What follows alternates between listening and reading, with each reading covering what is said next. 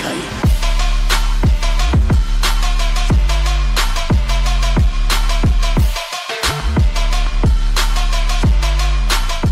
Di kalaunan matapos ng mga tagpo ay lumipat ang eksena habang makikita natin ang matinding pagkagulat sa mukha ni Minor dahil sa kanyang nalamang impormasyon.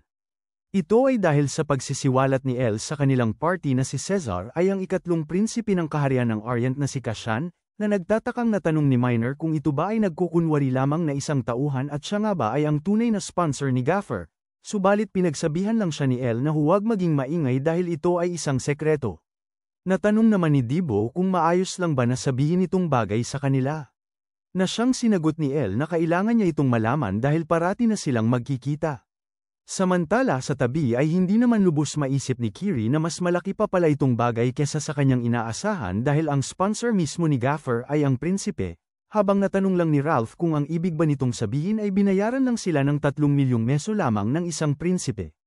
Bagamat bigla na lang natuon ang atensyon ng lahat ng miyembro ng party kay Elle dahil sa pagbabago ng kanyang tono, sabay sabi na ang gantimpala ngayon sa pagkakataong ito ay isang unique item para sa kanilang lahat. Dagdag pa nito na ang karagdagan pa nito ay isang legendary item. Sa tindi ng tuwa ay napasigaw si Ralph na ito ay mabuti at itong prinsipe ang tunay na kandidato upang mamuno sa nasyon, samantala napasabi lang si Kiri na tunay nga itong isang prinsipe.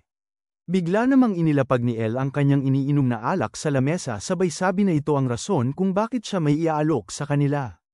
Wika pa niya habang nagpapalabas ng seryosong mukha na kukunin niya itong legendary item para sa kanyang sarili.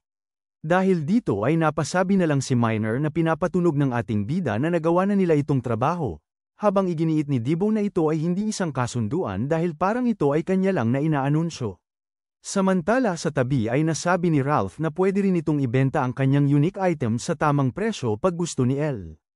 Bagamat natigilan bigla ang buong party dahil sa pagsasaad ni Elle na sila ay kanyang babayaran para sa legendary item na kanyang makukuha.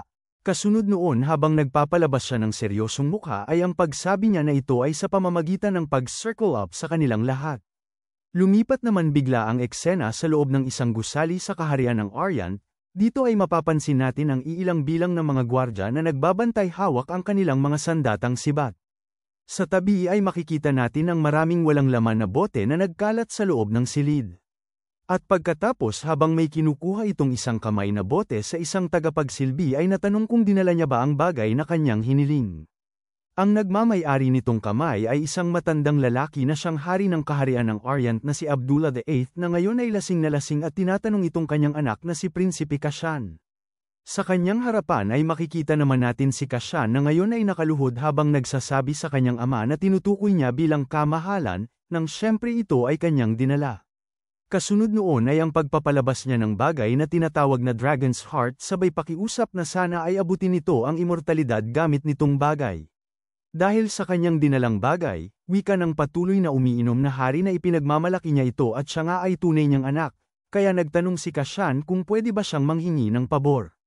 Interesadong malaman kung ano itong bagay, habang patuloy na naglalasing ay nagsabi siya na si Kashan ay magpatuloy sa pagsasalita.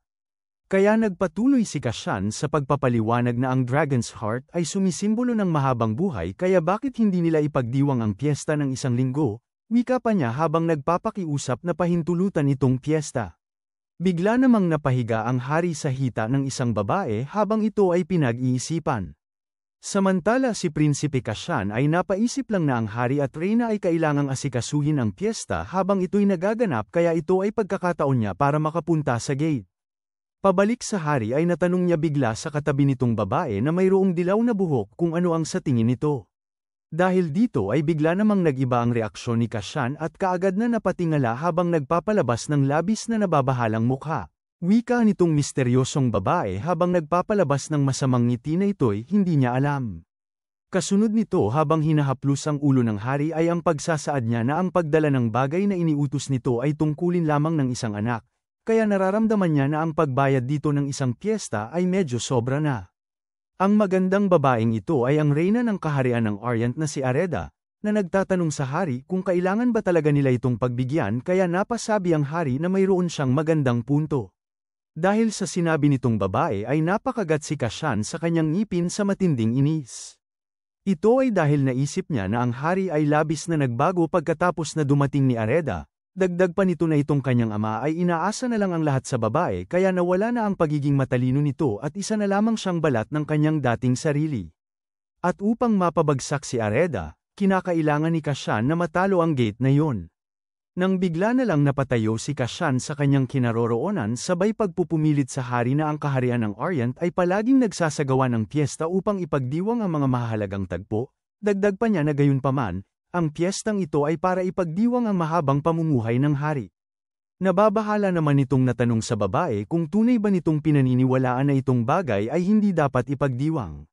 Bagamat nagsaad lang itong si Areda na nagbibigay lang siya ng kanyang opinyon at masyado na itong prinsipe na nagiging emosyonal. Wika pa nitong babae na maaari si Kashan na maging hari, pero tingnan nito ang kanyang sarili na nag-aalboroto sa isang piyesta. Tanong pa nito sa prinsipe na inaakala ba nito na rerespetuhin siya ng mga tao kung ganito siya kumilos kaya napapiga na lang si Kashan ng kanyang kamao sa matinding pagkainis. Napatitig naman si Areda ng ilang sandali sa kanya, kasunod ay ang kanyang pagsasabi na ito ay kanyang pinahihintulutan, na siyang hindi inaasahan ng prinsipe kaya labis na lang ang pagkabigla nito sa kanyang kinatatayuan. Wika pa nitong babae habang patuloy na hinahaplos ang ulo ng hari sa kanyang hita na kahit pa na umaarte itong isang bata, alam niyang tapat siya sa hari kaya hindi niya ito maaaring balewalain. Dagdag pa ni Areda habang nagpapalabas ng masamang mukha, na magdiriwang sila ng magarbong piyesta ng isang linggo gaya ng kanyang hinihiling. Dahil sa pagpayag nito sa hiling ni Kashan ay napaisip ang prinsipe kung binago ba nito ang kanyang isip at ano kaya ang kanyang pinaplano.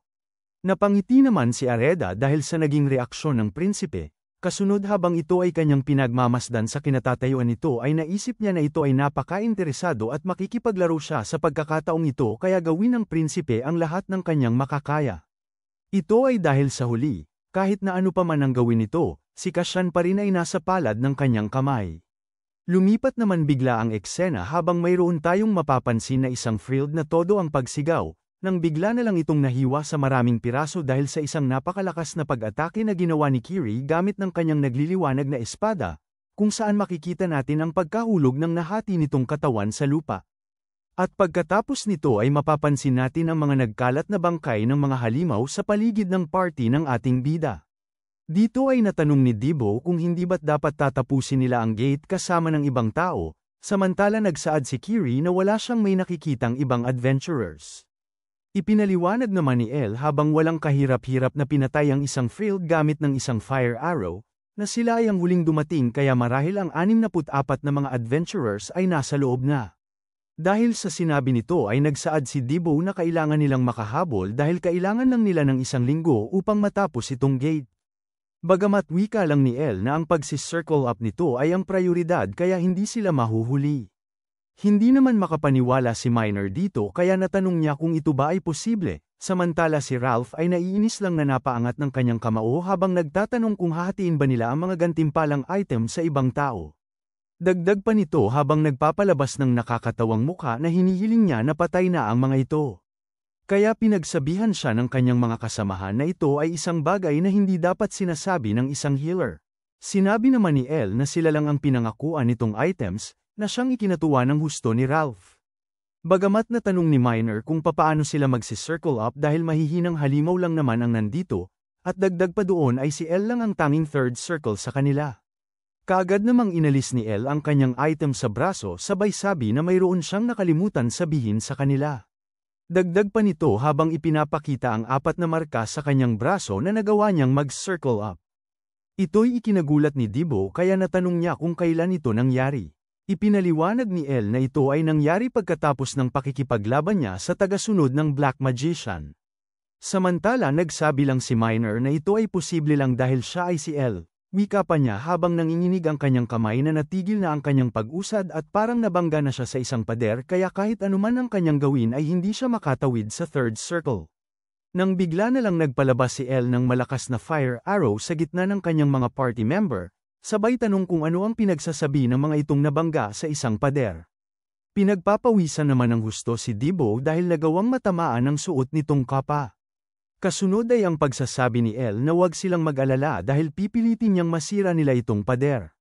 Dagdag pa niya na silang lahat ay kakalabanin siyang mag-isa kaya silang lahat ay sumugod sa kanya na para bang papatayin siya, kung saan natigilan ang mga kasamahan nito nang ito ay kanilang marinig.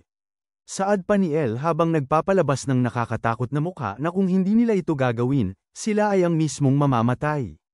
Sa sandaling masabi ito ni El, mayroon tayong makikitang isang paa na mabilis na umalis sa kanyang kinaroroonan.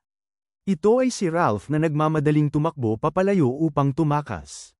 Wika nito habang patuloy sa paglayo sa takot na para saan pa ang kanilang pag-circle up kung sila ay mamamatay lang din naman sa proseso.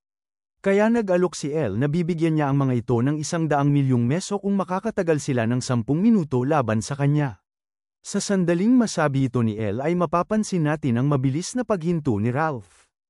Kung saan habang nagpapalabas siya ng seryosong mukha ay kaagad nitong iniangat ang kanyang mga kamao upang lumaban, na siyang ipinagtaka ni Miner at Kiri.